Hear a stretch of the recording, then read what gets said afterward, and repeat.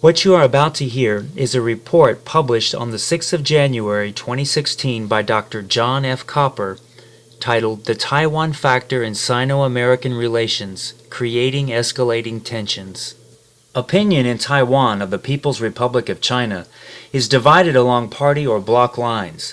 The Nationalist Party, or Kuomintang, and its allies, the People First Party and the New Party, espouse a favorable view of China and expect eventual unification. The Democratic Progressive Party, or DPP, and its ally, the Taiwan Solidarity Union, generally hold a negative view of China and/or see China as a threat. They want Taiwan to remain separate from China and wish this to be its legal as well as de facto status. The gulf in perceptions between the two is wide, clear-cut, and extremely polarizing. Currently, the KMT is divided, dispirited, and unpopular with the electorate. Its handling of the economy, especially the gap between the rich and poor and youth unemployment, has been wanting. The ruling party has not responded effectively to natural disasters or to social and other problems. It has overreached on promoting relations with China and unification. Polls indicate that most people in Taiwan oppose the KMT, or the Kuomintang, agenda. As a consequence, Eric Chu, the KMT's candidate for president, will likely lose on the 16th of January 2016. Numerous opinion surveys indicate this. The legislative part of the election is less clear. The KMT may well lose control of the legislature. Certainly, it will lose seats. The DPP's presidential candidate, Tsai Ing-wen, is capable, popular, and running a good campaign. The DPP is united behind her. The odds are she will win. The November 2014 9-in-1 election, which is a collection of local, albeit important elections, saw the DPP win handily. The campaign witnessed severe political polarization in Taiwan politics. Populism was a prevailing force. This continued after the election and has characterized the current election campaign. The DPP is thus currently espousing some popular, albeit quite unrealistic, policies. Tsai and the DPP leadership boast of Taiwan being a democracy, while China is not. They, therefore, contend Taiwan is unique or special and is also privileged. They believe most nations in the world favor Taiwan over China and will support Taiwan if need be. They appear oblivious to the fact that most nations of the world have granted diplomatic recognition to the PRC, and that most of them directly or indirectly acknowledged Beijing's claim to Taiwan and its One China policy, and did not consider the matter of Taiwan being a democracy in their decisions. Tsai and the DPP cannot cite one nation that will fight on Taiwan's side because it is a democracy in the event of a conflict with China, save perhaps the United States, and that is increasingly in doubt. The international community does not support Taiwan to any extent. In fact, the UN and its affiliated organizations do not even publish statistics on Taiwan. The opposition in Taiwan has likewise not taken due note of the fact that democratic governments have manifestly fewer supporters in the United States, Europe, and Japan. Their governments are unpopular with their citizens, and democracy there does not seem to be working. The same is true of developing countries. Meanwhile, China's Beijing consensus has increasingly outshone the Washington consensus, which is liberal democracy. Tsai and DPP activists and followers contend that Taiwan should and will decide its future. Chinese everywhere, as Beijing contends, will not. The actuality is Taiwan is small. Small countries and small political entities do not usually determine their future. The history of international politics shows this.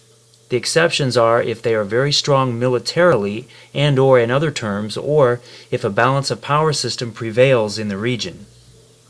Taiwan is not strong compared to its only adversary, China. In fact, its military, economic, and other forms of power are declining relatively quickly.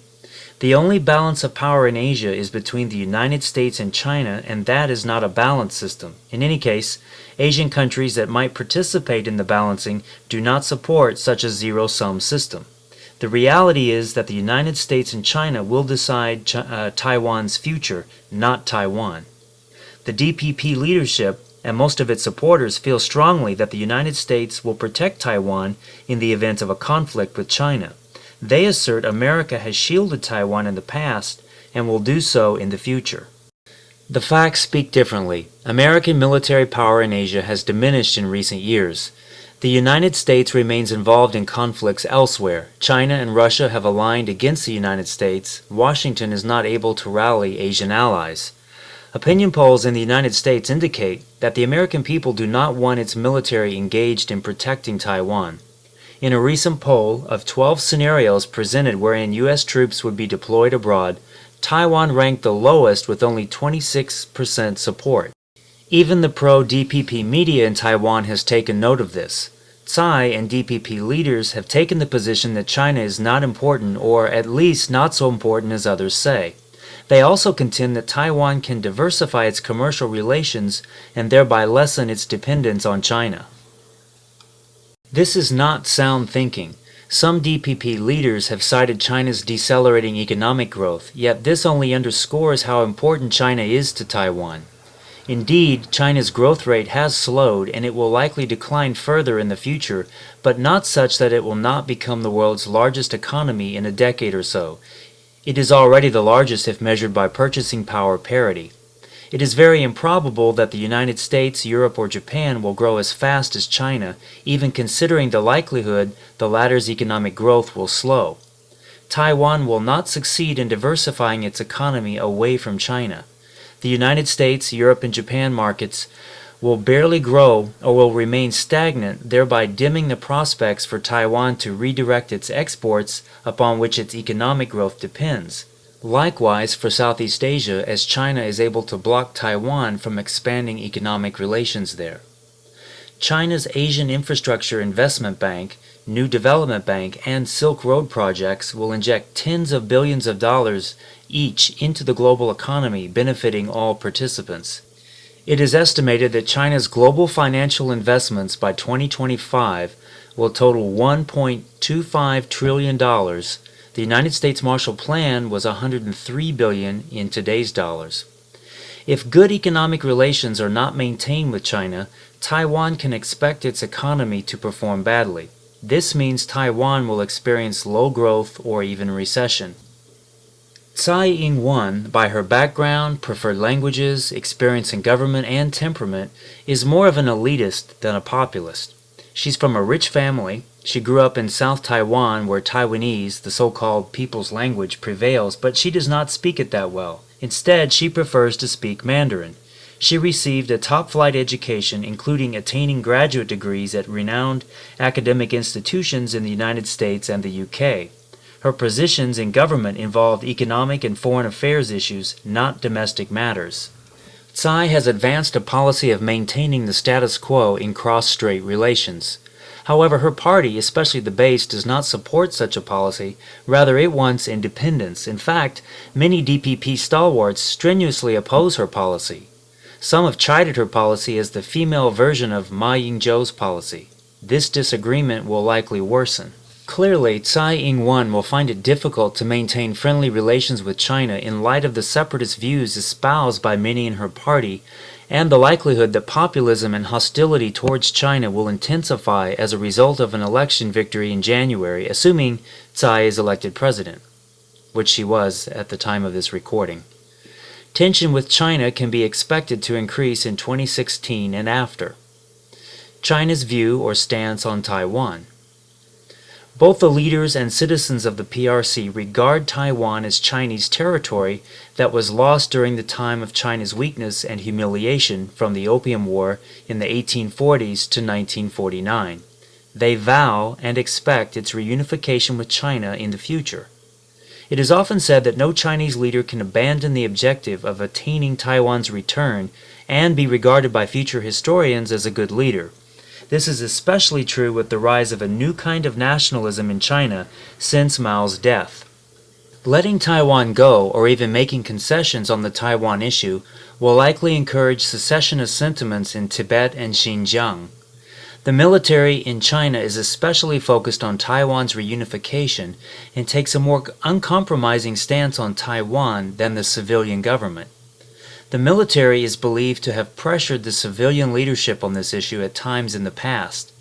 China's military leaders will likely take a hardline stance if the Taiwan issue becomes more controversial or it appears Taiwan is moving towards independence. In March 2005, China's parliament, the National People's Congress, passed a law called the Anti-Secession Law. It reads that if independence forces should cause Taiwan's secession, or if peaceful means for unification become completely exhausted, China will adopt non-peaceful means to protect China's sovereignty and territorial integrity. While the law does not specifically set a deadline, it obviously collides with U.S. law concerning Taiwan. In his book, The Governance of China, President Xi Jinping discussed Taiwan in several contexts: historical, economic, current ties, and more. Taiwan received considerable attention in his book. President Xi, in particular, sees Taiwan in relation to his resolve to promote China's rejuvenation and his China Dream. In other words, ties with Taiwan and its eventual reunification connect to China's domestic affairs and are central to China playing a greater role in international affairs. Thus, Taiwan is considered an integral part of China's future. Xi also speaks sternly about Taiwan. He states, quote, "We are committed to safeguarding the fundamental interests of the Chinese nation and the common interests of all sons and daughters of China, including our Taiwan compatriots. In addressing the general picture of cross-strait relations in the overall interests of the Chinese nation, the most important and most fundamental thing to do is to maintain China's sovereignty and territorial integrity," unquote. The Chinese government is acutely aware of the unpopularity of the Ma Ying-jeou administration in the last few years that has altered public opinion in Taiwan regarding closer relations with China. Chinese leaders grasp the reality that the Taiwan people are increasingly identifying themselves as Taiwanese rather than Chinese, and that Beijing's efforts to pursue cultural and other forms of integration have not succeeded to the degree hoped for. The People's Liberation Army, that includes China's Navy and Air Force, has been expanding its capabilities that are applicable for use against Taiwan. Beijing has made this known to Taiwan and promises no let-up in spite of the fact Taiwan has expressed grave concern about it. President Xi recently reiterated China's policy to bring about reunification, declaring that it cannot wait a long time. Thus, he warned Taiwan's opposition leaders about respecting the 1992 consensus and the One China principle. Other Chinese leaders seconded his statements.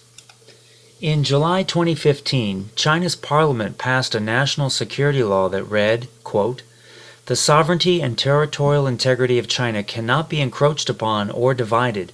Maintenance of national security and territorial integrity is a shared obligation of all Chinese people, including compatriots from Hong Kong, Macau, and Taiwan," unquote. The response in Taiwan was quite negative, both by the Ma administration and the opposition. The Chinese government also issued a new requirement for Taiwan's residents traveling to China that they use an identity card similar to those used by Hong Kong residents instead of their passports, evoking an unenthusiastic reaction in Taiwan.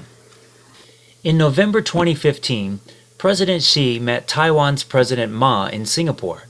It was reported the meeting happened because President Xi was worried about separatist forces gaining strength in Taiwan, and this becoming more serious under a Tsai presidency, the assumption being that Tsai would win the election in January 2016. President Xi wanted to force Tsai to define her status quo policy and accept the 92 consensus and One China policy. The thrust of China's current policy vis-à-vis Taiwan is to employ economic incentives and build extensive commercial ties such that Taiwan becomes linked to the Chinese economy. Indeed, these linkages are robust and seem to make Taiwan dependent on China for its economic health. Yet some in Taiwan deny this and/or oppose the dependency. Chinese leaders have to ponder whether this policy has worked. If it fails, China will move towards the use of diplomatic and military tactics. China, it has been reported, can easily and quickly take away 5 or 10 of the countries that maintain formal diplomatic ties with Taiwan. Beijing can also deploy its armed forces to intimidate or threaten Taiwan.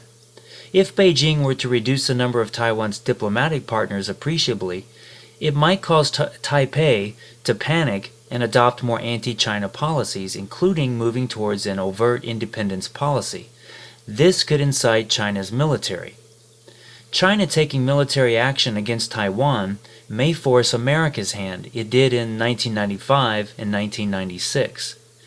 Chinese leaders fret seriously about three trends or events: Japan getting more involved in Taiwan economically, politically, or militarily; the United States expanding its commitments to Taiwan or supporting Taiwan's more formal separation from China; and the DPP formally declaring independence. Taiwan and Japan have moved closer in some ways as a result of the Diaoyu Islands controversy, called the Senkaku Islands in Japanese. Taiwan has enunciated its policies on this dispute, which are not the same as Beijing's. There is a pro-Japan sentiment in the DPP that might alter Taiwan's policy in favor of Japan once the DPP wins the election. The United States has become friendlier towards Taiwan in recent months. China is in many ways confident it can deal with its quote-unquote Taiwan problem in the long term. However, it faces short-term matters that are different. The American perspective and U.S. policy. U.S.-China-Taiwan policy, the government contends, is based on the Taiwan Relations Act passed by Congress in 1979 and the three communiques with the PRC. The Shanghai Communique, penned during President Nixon's visit to China in 1972, the Normalization Agreement, done with the establishment of formal diplomatic relations during the Jimmy Carter presidency, and the August Communique of the Reagan administration, and which pledged the U.S. cutting of arms sales to Taiwan. The TRA and the communiques express different, actually opposing policies. The TRA, the Taiwan Relations Act, pledges U.S. support for Taiwan, including economic ties and arms sales. It guaranteed Taiwan's sovereignty and its right to choose its future. The communiques express a U.S. One China policy that means Taiwan is a part of China and will eventually become that. Thus, there is an obvious contradiction in U.S.-China-Taiwan policy.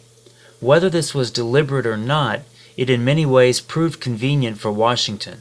It also sends confusing signals, especially to China. During the writing of these documents, the United States oversaw Taiwan's democratization. More than that, Washington pressured Taiwan to discard its authoritarian political system. Taiwan followed America's advice, and the United States became its mentor and its model. Many in the United States thus take pride in Taiwan's democracy, the depth of which few others do. The United States also approved of China's rise. In fact, America was in many ways China's model. Moreover, it directly facilitated China's economic growth by offering advice, overseeing large transfers of technology, carrying a trade deficit with China, and much more. America helped China become prosperous and grow into a big power. The United States, however, regards China as a challenge and at times and in some respects an enemy. Castigating China happened regularly during election campaigns and during the early part of new administrations. Then relations became cordial. This was the case of every administration following the Nixon trip to China and the rapprochement between the United States and China. The exception is with the Obama administration. President Obama early on sought good relations with China. He even concurred during his first visit to China that Taiwan is a core interest of China. Core interest was understood to mean something China would fight for, and Obama did not want to engage China in a military conflict. Following this, the Obama administration questioned America's role in protecting Taiwan. Obama supporters, both in and out of office, began to speak and write on the matter while suggesting the United States abandon Taiwan. Included were military leaders, policy planners, and academics. They advised that the United States should not, and in some respects, especially looking at trends, could not defend Taiwan. However, the Obama administration's view of China began to change. This started in 2010. Some in the administration felt that being friendly and conciliatory towards China was seen in Beijing as a sign of American weakness to be exploited. China sending an underling to Copenhagen to a global warming conference, this being a major issue to Obama, and then walking out of the meeting grated on Obama and his advisors. President Obama was troubled, come humiliated, by the fact that Republicans, often joined by the media, criticized him for being weak on China and asserted that his policies to fix the economy, stimulus, etc. failed while China's efforts succeeded, and China continued to experience impressive economic growth. China was even able to help developing countries with aid and loans when America could not afford to do much. Obama's foreign policy, having run up against a wall in the Middle East, being rebuffed by Russia and not seeing successes elsewhere, the White House turned to Asia. Obama was also paying heed to critics who contended that he had ignored the region of the world that was the most important to the United States and the dynamo of global development that would decide the world's future. In 2011, Secretary of State Hillary Clinton announced America's pivot to Asia policy. The pivot was widely seen as a strategic policy aimed at balancing China's rise. Chinese leaders viewed it as an effort to contain China, or at least stymie China's rise. It clearly was evidence of the Obama administration adopting a hostile policy stance towards China. The pivot did not begin well. America beefing up its military influence in Asia was trammeled by its cuts in defense spending. Washington needed allies, but Asian countries did not see the world in balance of power or zero-sum terms. Some simply did not want to challenge China and/or wanted America to shoulder defense responsibilities by itself. The White House thus coupled the Trans-Pacific Partnership Agreement to the pivot. It served as the economic leg to the pivot, but it ran into difficulties both at home and in the negotiations with America's Asian participants. In this milieu, the Obama administration became more hostile towards China. To some extent, this seemed both deliberate and contrived. The White House became more critical of America's trade deficit with China. In 2014, the deficit increased by 7.5% to total $342.6 billion, a new record. During the first 8 months of 2015, it rose by 9.7%. This trend was vexing to the Obama administration, which had been promoting exports as a way of increasing employment and improving the U.S. economy. Washington registered a number of complaints about the trade deficit with China. The U.S. Trade Representative assailed China over export subsidies to 7 critical industries that it said were illegal under World Trade Organization rules. The Obama administration continued to carp about China's currency being undervalued and it being the cause of the U.S. trade deficit with China. This accusation seems unfounded as China's yuan has been revalued upward considerably in the past decade, and that the outflow of money from China and a fall in its foreign currency reserves in the last year suggests that the yuan may be overvalued. President Obama on numerous occasions spoke against the Chinese yuan, or renminbi as it is also called, becoming an international currency. In fact, he tried to block this from happening. However, he failed and the yuan became a component of the International Monetary Fund's special drawing rights, or SDRs. This appears to signal a much bigger role for the yuan in the future, though China will have to make adjustments for this to occur, while the importance of the US dollar will diminish. This hardly disguised the fact that Washington's management of the U.S. economy was largely to blame for the trade problem. High taxes, complicated government regulations, heavy legal expenses on businesses, and generally anti-business policies that have burdened U.S. companies while weaken U.S. businesses' ability to export.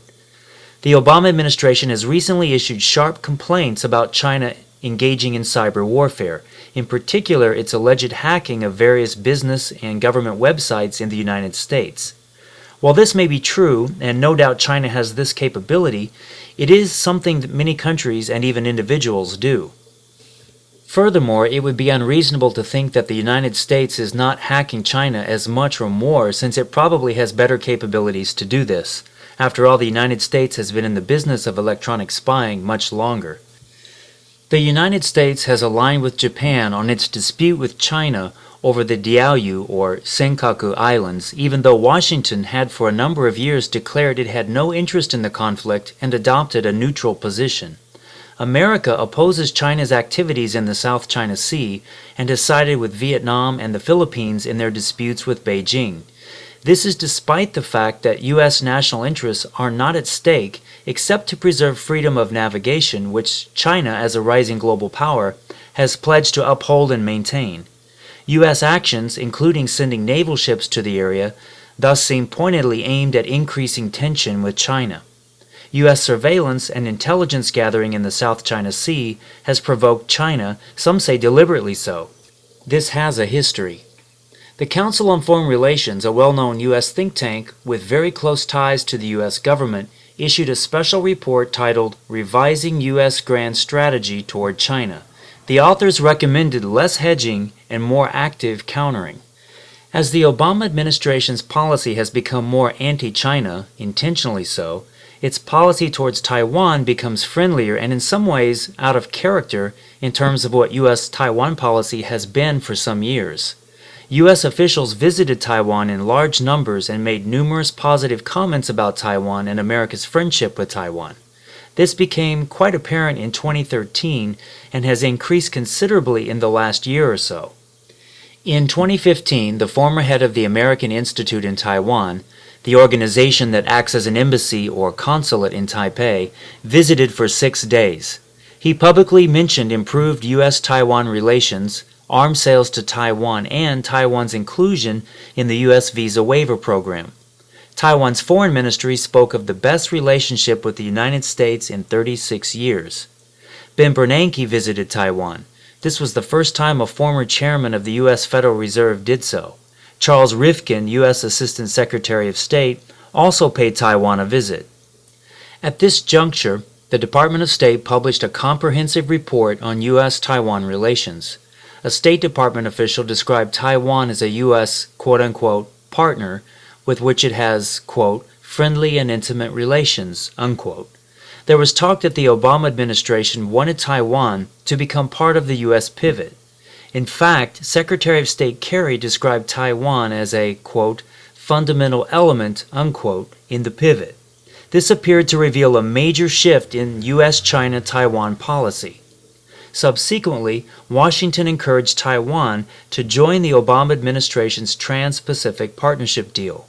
Earlier, Washington had discouraged Taiwan's interest. U.S. officials lauded President Ma's earlier initiatives in resolving the conflicts in the East China Sea and the more recent proposals regarding the South China Sea. The Department of State mentioned that nationalist China was the originator of China's 9-dash line that served as the basis for China's claim to most of the South China Sea. Washington apparently wanted Taiwan to give a different interpretation to this line in order to challenge Beijing's policy. In June 2015, Tsai Ing-wen visited the United States and received a hearty welcome, quite in contrast to the cold treatment she had gotten in 2012 when, also as the DPP's presidential candidate, she toured the United States. Subsequently, Eric Chu, who had just been picked the KMT's presidential candidate, visited the United States. He was accorded a cordial welcome. However, at this time, U.S. officials proclaimed equal treatment for the DPP candidate and the KMT candidate. While reasonable, this showed a clear shift in U.S. policy. Previously, the United States patently favored the KMT because of the DPP's independence policy. Conflict between China and the United States over Taiwan. Political and various other trends in China, Taiwan, and the United States, and relations among the three in recent months suggest the triangle has become a precarious, even volatile one, making a China-U.S. conflict over Taiwan more likely. Certain conditions or events might trigger such a conflict. In the case of China, economic growth has slowed, thereby weakening the Xi Jinping regime. The recent stock market crash was a salient indicator. Efforts to move from a save, invest, produce, export economy to a consumerism one have been only partially successful. The actions taken against corruption and environmental pollution have slowed economic growth. Terrorism is a problem. In 2016, these issues are likely to become more serious. In this milieu, the Taiwan issue will likely become a more sensitive one. DPP provocations will anger Chinese leaders. The military may become less restrained. Specifically, a DPP repudiation of the 92 Consensus and/or a rejection of the One China principle will seriously poison Taiwan's relations with China. It will likely goad Chinese leaders into adopting hostile actions towards Taiwan. Tsai Ing-wen may not be able to control the strong pro-independence forces in her party. She has to hedge on her status quo policy and other tenets of her cross-strait policy. Populism may get out of control. In the case of the United States, the Obama administration's hostile policies towards China is a trend that is likely to continue. The success of President Obama's pivot appears to hinge on discord with Chinese leaders. In view of Obama's foreign policy setbacks elsewhere, the pivot may be his only positive legacy, but its success is uncertain. The idea of the United States playing the Taiwan card has reappeared. This raises a red flag in Beijing. Pursuing it further almost for certain will raise the gravity of U.S. friction with China. The election campaign in the United States will result in scapegoating by both parties, with China getting the blame for America's ills. It may inject irrationality into U.S.-China policymaking. It will likely engender stronger calls for a more aggressive foreign policy. There are, however, factors that will likely contain the escalation of tensions. In China's case, there is considerable evidence President Xi's leadership is solid and he has strong support in the party and from the populace. His diplomatic efforts have been largely successful. China is continuing to increase its drive towards becoming a global power and realizing the China dream. Xi may well be able to handle or at least finesse problems the Taiwan situation will cause. In the case of Taiwan, Tsai Ing-wen, who is most likely to be the next president, and was at the time of this recording, is not an admirer of populism, understands the importance of China to Taiwan, and does not want conflict with China. Others in her party are of a different mind, yet many realize that alienating China will result in hurting Taiwan's economy and may even cause a recession. They know the business community wants cordial cross-strait relations and the DPP depends on businesses for campaign and other funds. They realize that the United States espouses a one-China policy and this will not change. They therefore know they cannot push too hard on separation. Policymakers in the United States recognize that they cannot deal with global problems very well, some not at all, without working with China. Included are the handling of global financial problems, dealing with global climate change, controlling terrorism, and trammeling the proliferation of weapons of mass destruction. Even dealing with some specific problem countries such as North Korea requires U.S.-China cooperation. Many in the United States realize that China is a big power and that this is not a bad thing, or at least there's not much the United States can or should do to prevent this. Republicans found out that bashing China did not help them in the last election. Thus, assailing China during the campaign may not increase. Currently, evidence points towards Taiwan being a catalyst for Sino-American conflict. It could even be serious, such that it makes the Taiwan Strait again the world's foremost flashpoint. There are also reasons to think that rational heads will prevail. Thus, the Taiwan factor bears careful watching. You've been listening to The Taiwan Factor in Sino-American Relations, Creating Escalating Tensions by Dr. John F. Copper, published on the 6th of January 2016. This video was brought to you by Scott Health Systems. If you like the information you just heard, please support us by purchasing the quality health products at scotthealthsystems.com.